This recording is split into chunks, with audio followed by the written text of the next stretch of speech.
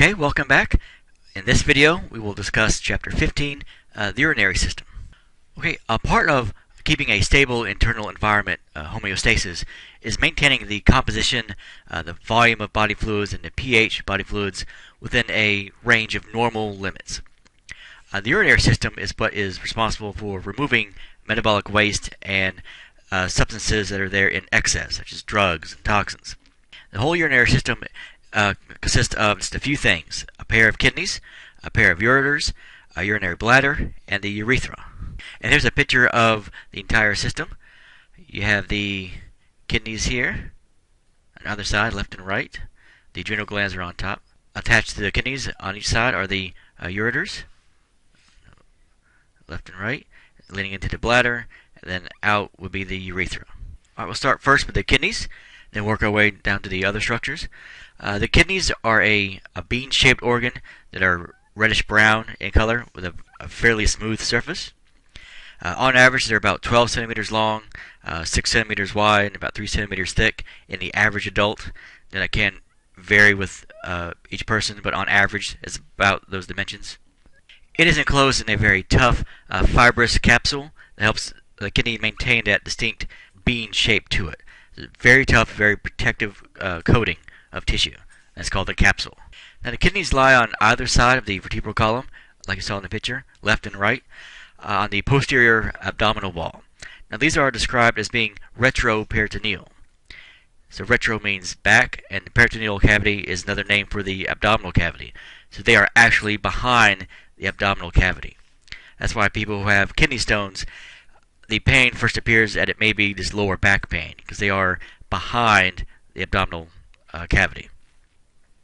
And if you notice on the picture, the left kidney is about 2 centimeters higher than the right kidney.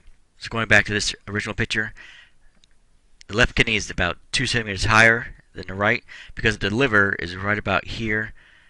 So that kind of squishes the right kidney down about 1.5 centimeters to 2 centimeters. So the left kidney is a little bit higher. The kidney has two very distinct regions called the cortex and the medulla. And the formal names are the renal cortex and the renal medulla. The term renal is always a reference to the kidneys. And the terms cortex and medulla we've seen before already. Those are generic anatomical terms. Cortex always means the outermost part, and then medulla means the inner part or the middle part. So M for middle, M for medulla. There are portions of the cortex that will project inward towards the center of the kidney. And these projections are called the renal columns because they are shaped like columns on the building, like a courthouse or a library. And even though they project in toward the middle of the kidney, they are still part of the cortex. So these are depressions inward, but they're still part of the renal cortex.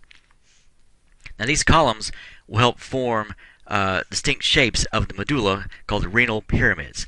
And they're shaped like fans or actually have a pyramid shape to them. They're formed by the columns projecting inward. Now at the tips of these pyramids are little cup-shaped structures called calyces. That's the plural form. The single form of the word is calyx.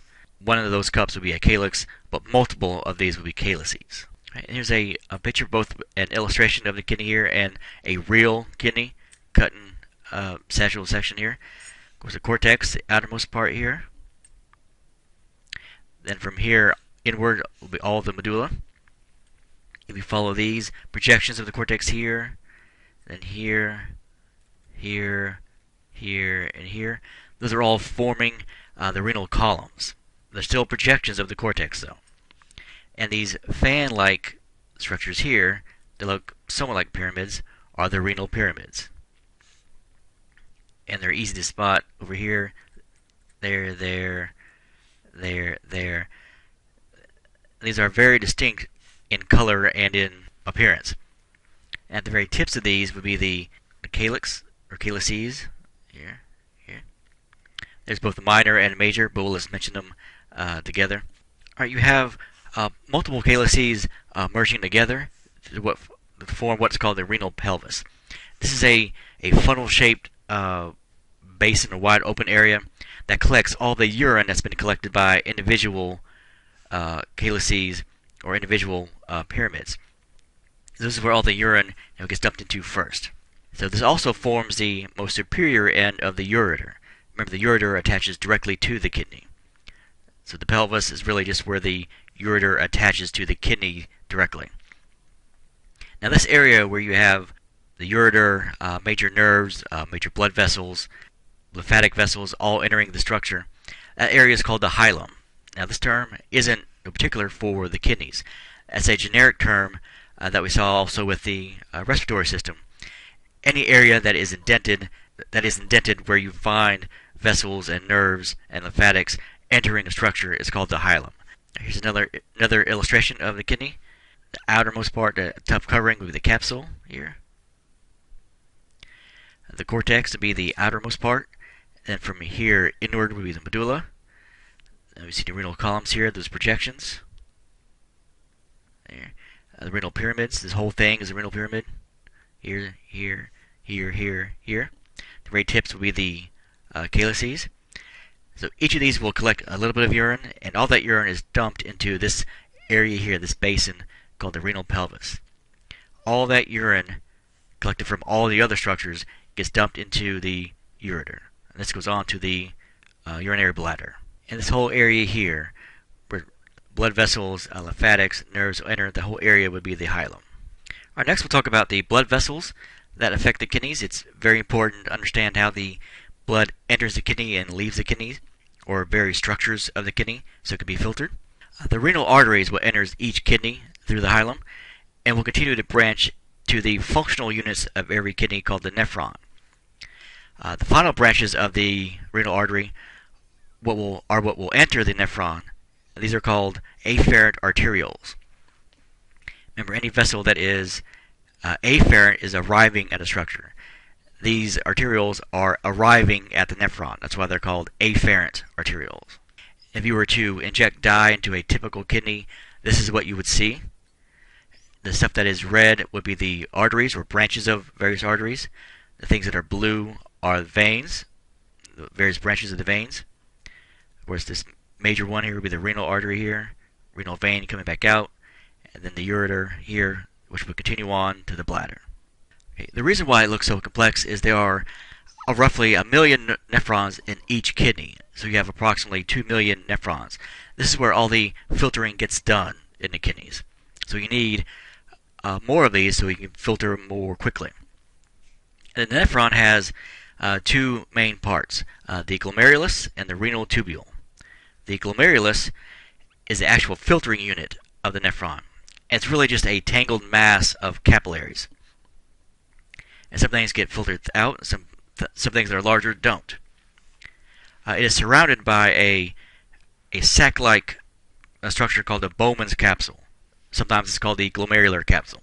This is what will collect all the stuff that gets filtered by each nephron. Right, once the blood gets through the glomerulus and gets filtered, it will then exit the nephron, and it exits the glomerulus through a structure called the efferent arteriole. Remember, efferent, a generic term that means exiting a structure. So anything that's efferent is leaving. So the efferent arterioles will leave the glomerulus. And this is the very first step in forming urine, filtering at the glomerulus in the nephron. Now here's how one would look. Glomerulus, a very tangled mass of capillaries. Then around it, renal tubules. Here's how one would actually look on a real slide. This isn't an illustration. This is a real slide taken from a real kidney. The tangled mass here, the glomerulus. Here.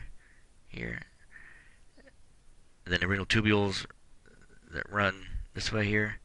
All the spaces that are wide and white and wide open, those are the renal tubules. Here, and so on. Alright, the renal tubule is what leads away from the Bowman's capsule, and it becomes very, very coiled and twisted, and it has very distinct names to each part of the tubule. This very first section, just after the Bowman's capsule, is called the proximal convoluted tubule. Proximal because it's close by the glomerulus, convoluted because it's very twisty and very winded, and then tubule is the name for the structure. Alright, the tubule will then continue on into the medulla part of the kidney, leading to what's called the loop of Henle. And it's formed by having a descending limb that goes down and an ascending limb of the tubule. So those parts together are called the loop of Henle, or the nephron loop. After that, the renal tubule becomes more twisty and more windy again. That's called a distal convoluted tubule. Distal because it's further away from the glomerulus, and convoluted because it is twisty and windy. Alright, those distal convoluted tubules of several nephrons will kind of empty into what's called the collecting duct. Anything that's in the collecting duct at this point will be urinated out. So at this point, what the body doesn't need or doesn't want will be expelled from the body if it's in this collecting duct or beyond. And through these ducts, we'll continue on through the medulla and join other collecting ducts to drain into the calyx of the kidney. Then from the calyx, we'll go on to the renal pelvis, then onto the ureter, and then to the bladder, then the urethra, and then out. Okay, so once again, we have a illustration of a kidney cut sagittally. We'll zoom in just on one section here, right there. So all these individual things that are yellowish are the nephrons. You see how kind of clustered they are together. So from here, we'll zoom in just on one nephron. Now this image has a lot going on, but the key to this picture is to look at the arrows. The arrows tell you in what direction everything is flowing. Okay, so first we'll go over the vessels. This is a smaller branch of the renal artery. This is entering the glomerulus. This is the tangled mass of capillaries. Okay, what gets filtered there gets collected by this thicker yellow structure. That's the renal tubule. Okay, this part here, which is very close by the glomerulus, because it's close by, it's called the proximal convoluted tubule. Proximal means close, or close by, and then convoluted because it's very twisty, very windy. Okay, so the stuff that's in this tubule at this point is then called filtrate, because it's been collected and filtered by the glomerulus. So whatever gets collected here will travel all through this way. The tubule will then continue on into the medulla and will lead to the loop of Henle. This part goes down and this part goes up. Both of these parts together are the nephron loop or the loop of Henle. Either term is correct. Then the renal tubule will continue back on. It gets very twisty and windy over here, but it's further away, so it's going to be the distal convoluted tubule. At this point, we'll go on to the collecting ducts, and whatever is in this portion here will be merged with other material from other collecting ducts to be urinated out. So this is all one unit. This is all one nephron. So you have 1 million of these in each kidney. So you have 2 million of these. This is where all the filtering in the kidneys gets done. So you see, you follow the flow of blood here. Blood would enter through here. The junk gets filtered.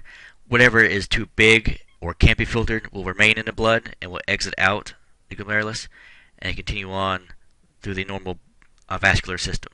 And zooming in just on these two vessels here, as the blood enters or arrives at the glomerulus, right here where the cursor is, that'll be the afferent arteriole, because it's arriving here. As it exits the glomerulus, it's exiting the structure, so it's going to be the efferent arteriole here. Alright, next we'll talk about the actual formation of urine. There are very particular steps in how urine gets formed. And of course, the main function of the nephrons is to control the composition of body fluids and to remove waste from the blood and being able to produce urine. Urine contains waste, any excess water, and electrolytes.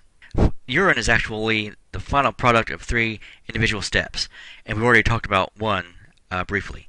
We have glomerular filtration, tubular reabsorption, and tubular secretion. Now these last two terms, here, tubular secretion, tubular reabsorption, are very commonly confused with each other because the names sound backwards from what is actually going on. So it's very easy to get those two reversed. The first step in the actual formation of urine is something we just talked about, glomerular filtration. Water, small dissolved molecules, and ions can filter through the glomerulus, but large molecules can't because they're just too big. They can't fit through the holes in the massive capillaries. Now the capillaries found in the glomerulus are much more permeable compared to other capillaries because they have additional holes within this tangled mass. So at this point, anything that does get filtered is called filtrate, and then that filtrate is formed as substances are filtered from the glomerulus and being caught by the Bowman's capsule. Alright, so zooming in just on one glomerulus here. The afferent arteriole, because it's arriving. That's how blood enters the glomerulus. That tangled mass here. As it exits will be the efferent arteriole. And zooming in just on one segment of the tangled mass of the glomerulus, you'll see additional holes kind of poked out throughout the capillaries. Those are called fenestrae. So you're able to filter more stuff more rapidly. And this whole thing that circles it will be the Bowman's capsule. So anything that gets filtered through these holes gets caught by the renal tubule here, or the Bowman's capsule here. And it will continue on through the first part, the proximal convoluted tubule. So that's the whole point of the Bowman's capsule, is to catch whatever gets filtered and to move it on to eventually either be reabsorbed by the body or to be added to urine to be eliminated from the body. And that was the first step, the glomerular filtration. Second step is called tubular reabsorption. After material is taken away from the Bowman's capsule to move on toward the proximal convoluted tubule, substances will move from the renal tubules into the blood capillaries that surround the tubules. And they're called peritubular capillaries because they are around the tubules. Peri means around. So most tubular reabsorption, about 70%, will occur in this first part of the renal tubule, the proximal convoluted tubule. So most of the stuff that gets filtered by the kidneys, filtered by the nephrons, actually gets reabsorbed by the body. So what you end up urinating out is actually a very small percentage of what the nephrons filtered. Again, zooming in on one glomerulus and one Bowman's capsule, the initial segment here of the renal tubule. Blood entering the nephron, afferent arteriole. The junk gets filtered here. It will leave the glomerulus of the efferent arteriole. Stuff that gets caught by the Bowman's capsule, and that filtrate will go on to the proximal convoluted tubule here. And here's where people get confused on the name. Tubular reabsorption. It's being reabsorbed from the tubule into the blood capillaries. It's not being reabsorbed by the tubule. It's the exact opposite of what the name implies. So tubular reabsorption is filtrate and stuff in here being reabsorbed into the blood capillaries, or the peritubular capillaries. That's where the confusion lies in the name and what direction material is moving. Water reabsorption will occur passively by osmosis. That's something we talked about very early on in the course. You know, that movement of water across a semi-permeable membrane. Ions such as sodium and other ions will be reabsorbed due to the active process of active transport. And even small changes in the tubular reabsorption of sodium and water can result in very large changes in amount of urine that is excreted. So this has to be controlled pretty tightly because it can throw off how much urine that you produce. You don't want to produce too much, you don't want to produce too little. And that was the second step of forming urine. The third step, tubular secretion. This is where you have materials moving from the plasma of the peritubular capillaries back into the renal tubules. So material is being secreted into the renal tubules, not the other way around. So at this point, whatever material that the body doesn't need or doesn't want, excess waste, drugs, toxins, etc., whatever the body doesn't want will be secreted into the renal tubule, because at that point it will be eliminated in urine. And secretion of the hydrogen ions is a very important role in regulating the pH of body fluids. Again, another thing that has to be controlled really, really tightly. You don't want to lose too much of those ions, and you don't want to retain too many of them. This has to be controlled so you can control the blood pH. Alright, this image has both tubular reabsorption and tubular secretion all in one. This yellow structure would be the renal tubule. So for tubular reabsorption, material is moving from the tubule into the blood capillaries. And then for tubular secretion, material is being secreted into the renal tubule. So these terms are often confused with each other. And at this point, if secreted back into the tubule, it will go on to the collecting duct, and then it will be added to the final product of urine. And next we'll move on to urea and uric acid. These are basically byproducts of metabolism. It's important to keep straight which is which. Urea is a byproduct of the breakdown of proteins. And you can tell a lot about someone's overall health and overall diet by the amount of urea in their urine. This reflects the amount of protein in their diet. And the second one listed here, uric acid, is a byproduct of nucleic acid metabolism. So nucleic acid is reflected by uric acid, and urea is the amount of protein that's been broken down. All right, we'll talk briefly about the composition of urine. As you would imagine, a great majority of it is water. About 95% of it is water. You also find uric acid, urea, creatinine, other trace amounts of other amino acids, trace amounts of electrolytes also. And of course, the volume of urine will vary depending on the intake and environmental factors. If you drink a lot of water, you're going to pee out a lot of water. That's all for the kidneys. We'll move on to the other parts of the urinary system. We'll talk about the ureters first. Ureters are about 25 centimeters long, joining the urinary bladder in the pelvic cavity. These run parallel to the vertebral column on either side, left and right. And the innermost layer of the ureters is where you'll find that very specialized epithelial tissue we talked about in the very beginning of the course that allows it to expand and then recoil back to its normal size. Remember, transitional tissue is only found in the urinary tract. So you'll find it in the ureters and the bladder and in the urethra. If you were to take a ureter in cross-section, this is how it would look. And its innermost lining here would be where you find the transitional cells. This is how it's able to expand to accommodate the influx of urine and then recoil back once the urine is already gone. The ureters will continue on to the urinary bladder. This is a hollow, distensible muscular organ that's located within the pelvic cavity. You'll find smooth muscle fibers that will make up the what's called the detrusor muscle, which is the actual muscle of the bladder wall. This is how you're able to pee with more force or less force, the part that you can actually kind of control. Also within the bladder, you'll find a structure called the internal urethral sphincter. Even though the name urethra is in the name of the structure, it's found within the urinary bladder. This is what will surround the neck of the bladder that prevents the bladder from emptying.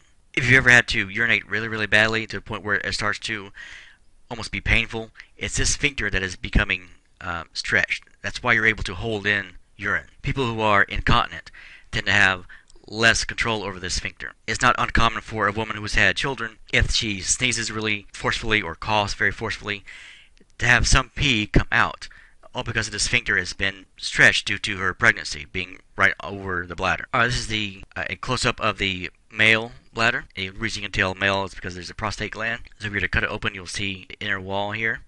See the ureters attaching on either side to the bladder. This here would be the detrusor muscle. So you're able to have some voluntary control of the urine. Then right here, the internal urethral sphincter. Remember, a sphincter is what will close off material from moving forward or backward. It will keep the urine contained here and not leaking out here. Alright, from the bladder, we'll continue on to the urethra. This is the tube that conveys urine from the bladder to the outside of the body. And there's a very large difference in length between males and females. In females, it's only about 4 centimeters long. In males, it's about 20 centimeters long.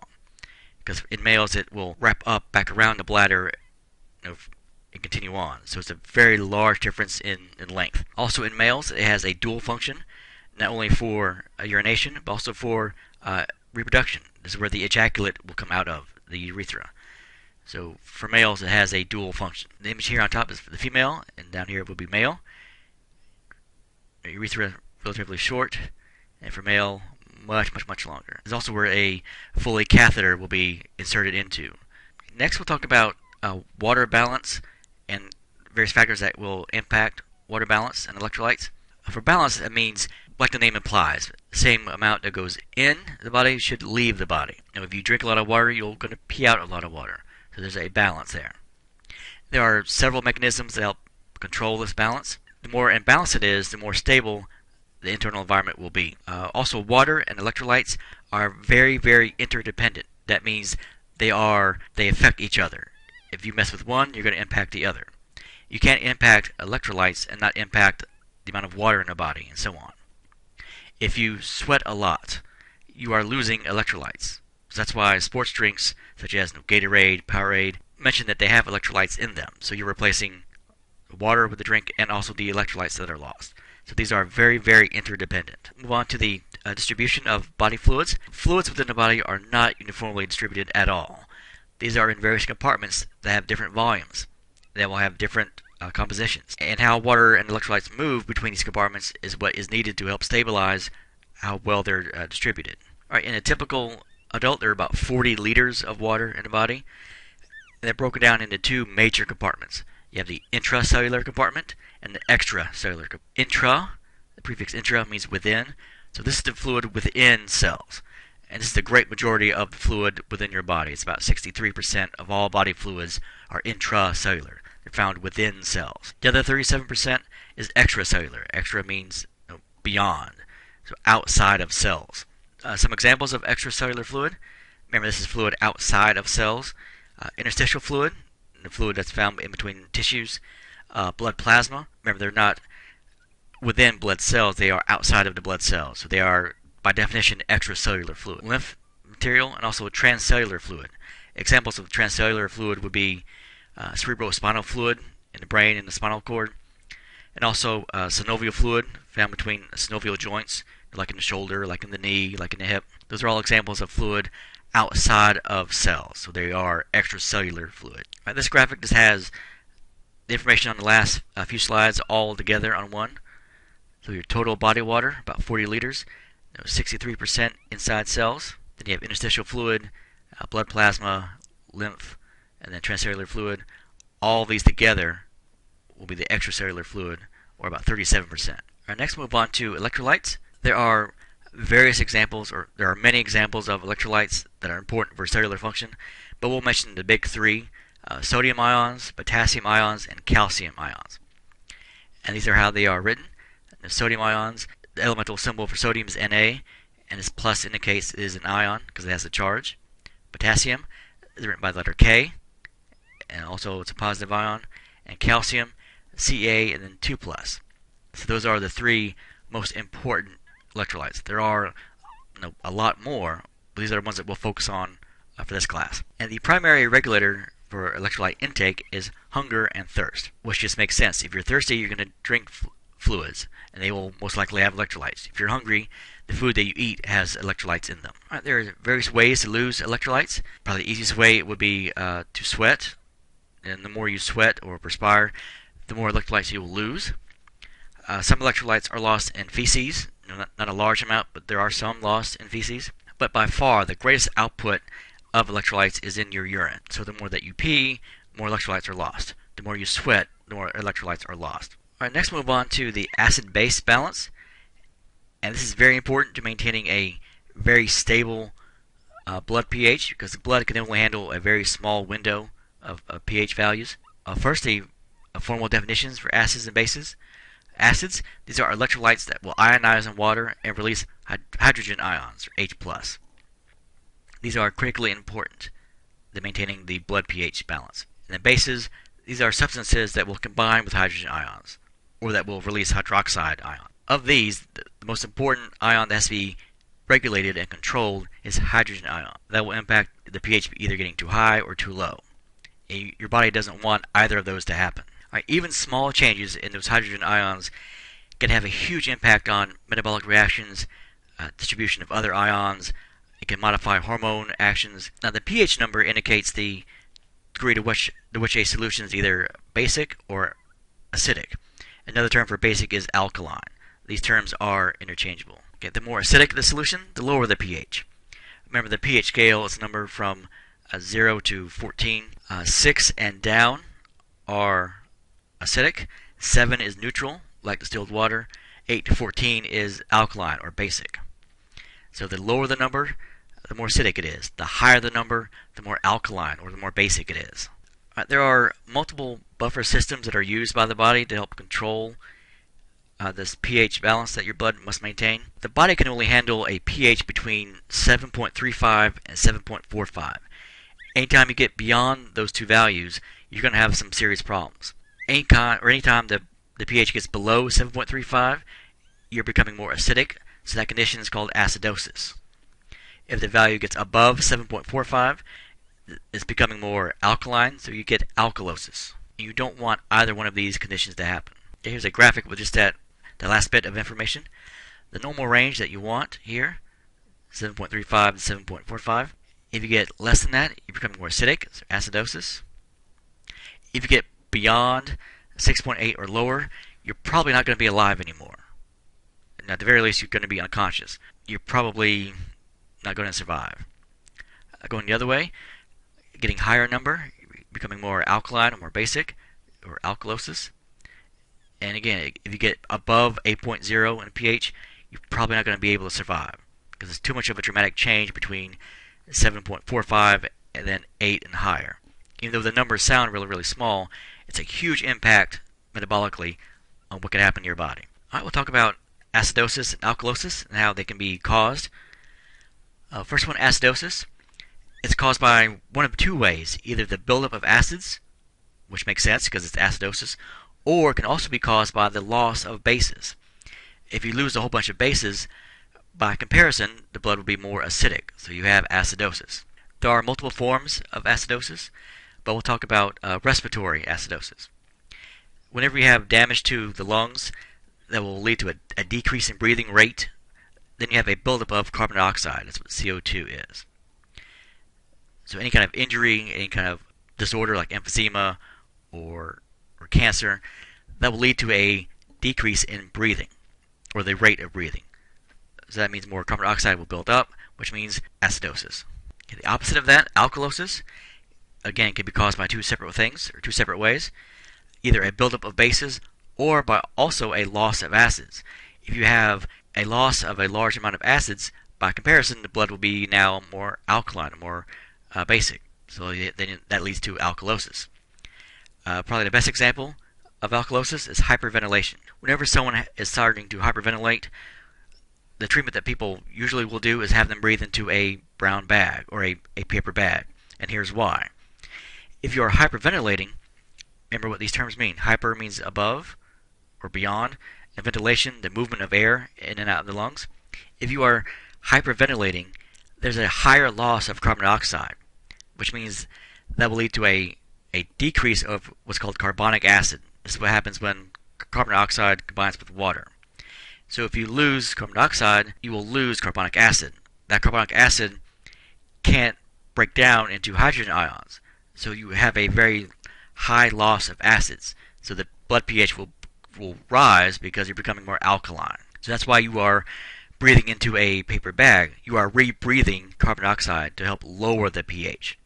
This is a flow chart of anxiety, high altitude poisoning, anything that can trigger hyperventilation, which will mean a higher loss of carbon dioxide because you don't have enough time to exchange carbon dioxide and oxygen in your lungs because you're breathing so fast. So the excess loss of carbon dioxide means a loss of carbonic acid, which means a loss of hydrogen ions. This loss of acids will lead to a buildup of bases, which means respiratory alkalosis. This is where you need to breathe into a bag to rebreathe the carbon dioxide to help lower that pH. All right, that brings us to the end of this chapter on the urinary system and the acid-base balance. Of course, if you have any questions, please feel free to contact me.